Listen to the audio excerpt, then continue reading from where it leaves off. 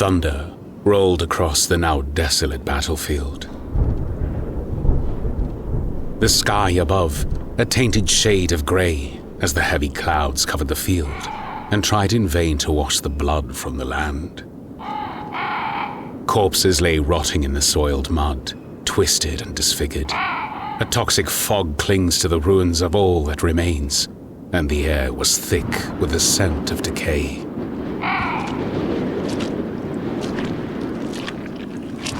A lone guardsman, his body trembling and feverish, staggers forward. His armor cracked and bloodied, his arms dropped limply by his sides, his hands empty, his lascar missing. Slowly, he walked through the violence and devastation of the battlefield, and in the now eerily still and quiet air, he spoke. His voice ragged and delirious, yet strangely reverent, as his words fell upon no one, for there was no one left. His entire regiment was gone, and the forces of chaos had left this bitter place to ruin, as they had done with so many other worlds. Walking was all he could do, save for sitting in the filth and horror of battle and waiting to die. No, he would keep walking forward, in no particular direction, going nowhere, and simply talking to himself. Or something unseen, something that may still be lingering in the fog and shadows of this place. I still remember the taste of clean air. At least, I think I do. Maybe it was a dream, or a lie I told myself to keep going. But I want to remember it, just for a little longer, before it's gone. This war never stops. That's what the officers say, what the preachers tell us, what the scribes write in their endless, pointless ledgers. The war never stops. The Imperium endures. But I don't. I can't. I was strong once, proud even. A soldier of the Astra Militarum, sworn to die for the God Emperor. I held the line. I fired my lasgun until the barrel overheated. I chanted prayers with my squad mates as we faced the oncoming tide. And then the tide swallowed us. It wasn't even a battle, not really. Just an ending. One moment we were holding our position outside the bunkers, and the next, the air was wrong. My vox crackled with screams, the screams of my brothers and sisters, before it melted into static. I turned to see Sergeant Hale coughing up his lungs. Literally coughing them out. Red and wet and crawling with something that shouldn't be. We had fought traitors before, the worst of humanity, clad in spiked armor, their faces twisted with blasphemy. But these weren't men.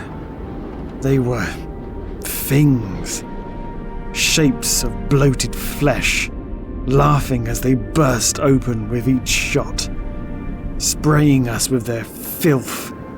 And that filth, that rotten, stinking filth, it touched me. I didn't even notice at first. The battle turned into a desperate retreat. Our chimera crushed beneath the bulk of something immense and pulsating. I ran because I didn't want to die choking on my own insides. Didn't want to end up like Hale. Didn't want to hear that gurgling laughter that echoed in my skull. But I should have known. There is no running from this. There is no running from this. The field stretched on before the guardsman, seemingly endless as he walked to the never-ending horizon. The sun was setting presumably somewhere up there beyond the clouds. He looked up vacantly, his face contorted, his features crestfallen.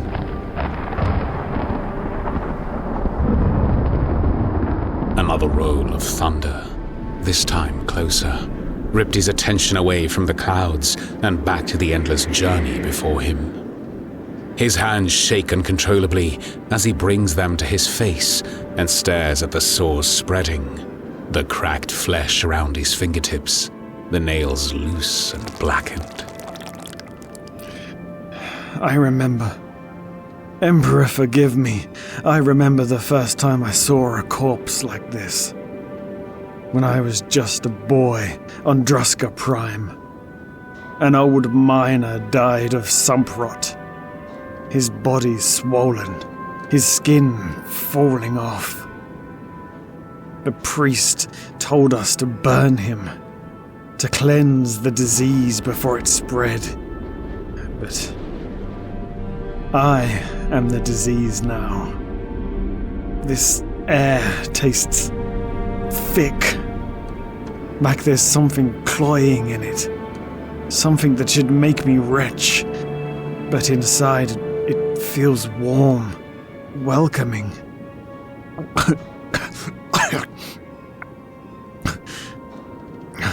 When I cough, my throat bubbles. I should be afraid. I should be screaming, but strangely I feel calm. Is that wrong? I remember Commissar Regis. He was the strongest man I had ever met. Unbreakable, unshakable.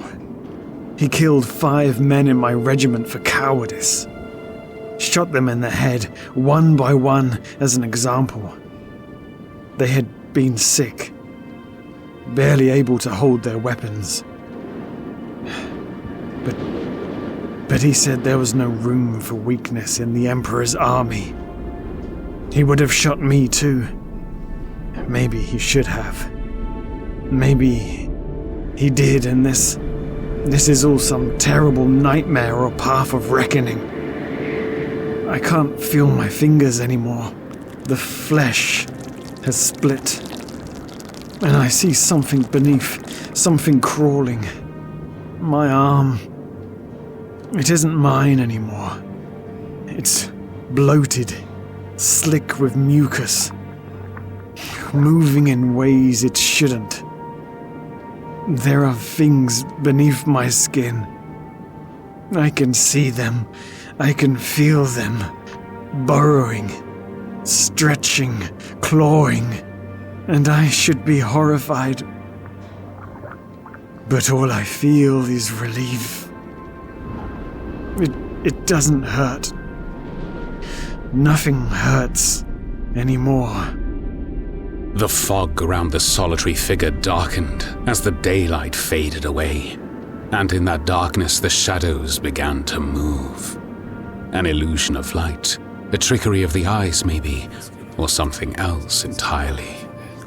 His head moved from left to right, his ears picking up distant sounds, screams that weren't there, whispers of conversations long forgotten, like echoes of history.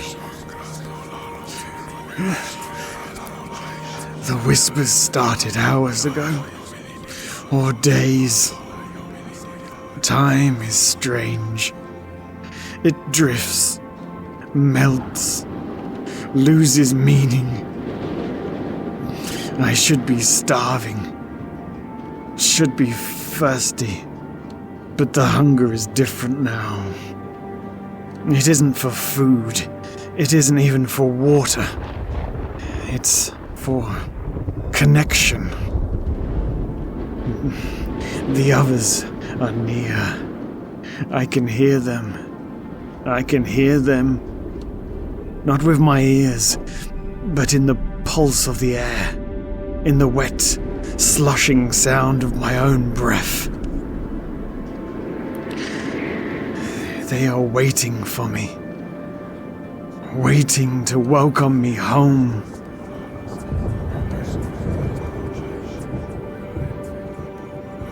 I was taught that to die in the Emperor's service was the greatest honor.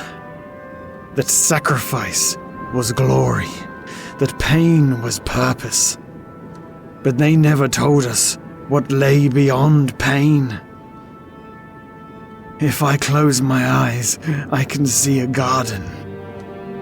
A beautiful, endless garden, where the air is sweet with rot, and the rivers run thick with filth. And yet, it is peaceful. The voice, that voice, I can hear it clearer now, speaking to me. Full of youthfulness and innocence. Playing, playful, loving, laughing. It calls me like a child. A child of Grandfather Nurgle. Keep going, you're nearly there. Keep walking to our loving embrace.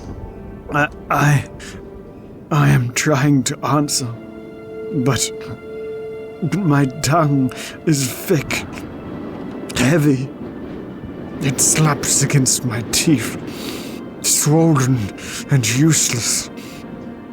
It splits, and I can taste something rancid. But oh, how sweet it is. How sweet it is. The soldier's legs buckle, the flesh dripping from his bones. His uniform tattered and torn, the figure was becoming nothing more than a shadow of his former self. Try, just try. We welcome you. We all do. I know this should be the end of me, but it isn't. I can feel arms around me. No, not arms. Tendrils, swollen, pulsing, wrapping me in their embrace. The stink of decay is overpowering, but it is love. It is the warmth I never knew I craved. Welcome, welcome, welcome. Welcome, welcome, welcome. The whispers gradually became a chorus, but the laughter was not mocking, not cruel. It was joyful. They are welcoming me. Welcoming me. I tried again to speak, but my jaw comes loose. It dangles, slack, hanging on by tendons alone. But I realize now, the words are no longer needed. They know. They understand. They always have. The fog began gently to lift. Not the vile, unpleasant vapor that choked this dying world, but the fog in the soldier's mind. Clarity dawned upon him, one filled with freedom, redemption, one that transcended this world, this life, a clarity so pure it consumed his mind. It was transformation. I was afraid before. Afraid of losing myself.